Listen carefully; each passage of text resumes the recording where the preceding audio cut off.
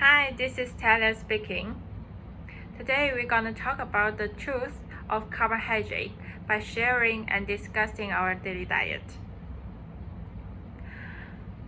Now let's take a few minutes to remind, what do you have for today's breakfast? Bread, cake, or cereal? Those are pretty much common choices for our breakfast, right? Those are probably the first choice. But do you guys ever think, are those healthy? Do you guys ever estimate how many sugar contained in those foods, although some of them didn't taste good at all? I used to be a fat girl, and I was totally a carb lover since I was born. And I guess it is because of my gene, because my family are also pretty much into carb as well. I used to blame fat instead as the first reason of my obesity, like the masses. And I didn't link any causes of my obesity to carbohydrate until I occasionally watched a documentary from BBC several years ago. It definitely revealed the truth of carbohydrate to me. It represents the biggest reason of obesity is the sugar, converted in the body from overconsumed carbohydrates. Once I realized it, I changed my diet structure, and the fact comes out that I was gradually getting closer to a normal weight.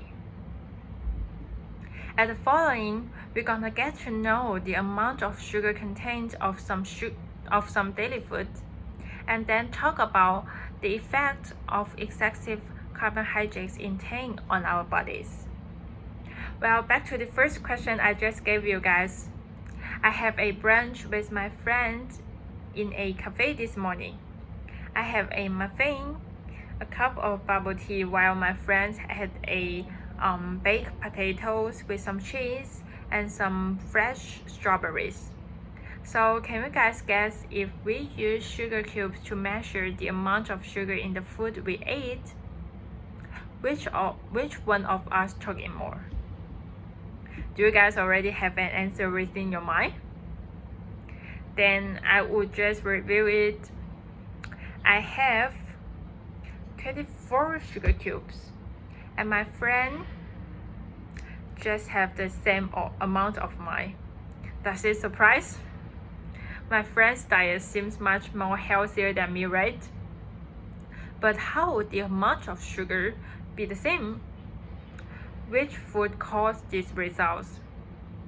Let's take a look at the sugar content of these 4 foods in detail.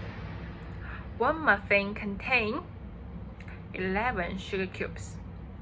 A cup of bubble tea contains 13 sugar cubes.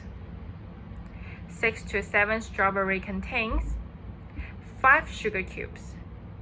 And a baked potato contains 19 sugar cubes. Well, obviously the main course is the potato. You guys may already be confused. Yes, potato doesn't taste sweet at all, right? But how can it contain that amount of sugar? Besides the sugar cubes containing represent here, doesn't mean the sugar consumption to produce this food. It represents when you eat it, your body will break the starch down to that amount of sugar. Let's accurately measure the amount of sugar we intake in this brunch. Let's say 1 sugar cube equals 5 grams of sugar. So both of me and my friends intake almost 120 grams of sugar on this meal, just one meal. According to the WHO, adults are supposed to consume less than 10% of their daily calories in sugar, which is no more than 15 grams of sugar at 2,000 calories a day. Therefore, we have already exceeded our recommended daily sugar intake by more than twice before we have ever eaten dinner. I guess most of you guys are the same as me. Fortunately, once or twice overdose won't have much of an impact on our body immediately, but habitually overtaking can bring lots of trouble to us.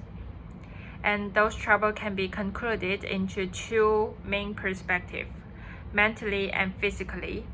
From mental perspective, excessive carbohydrate intake will result in volatility of spirit.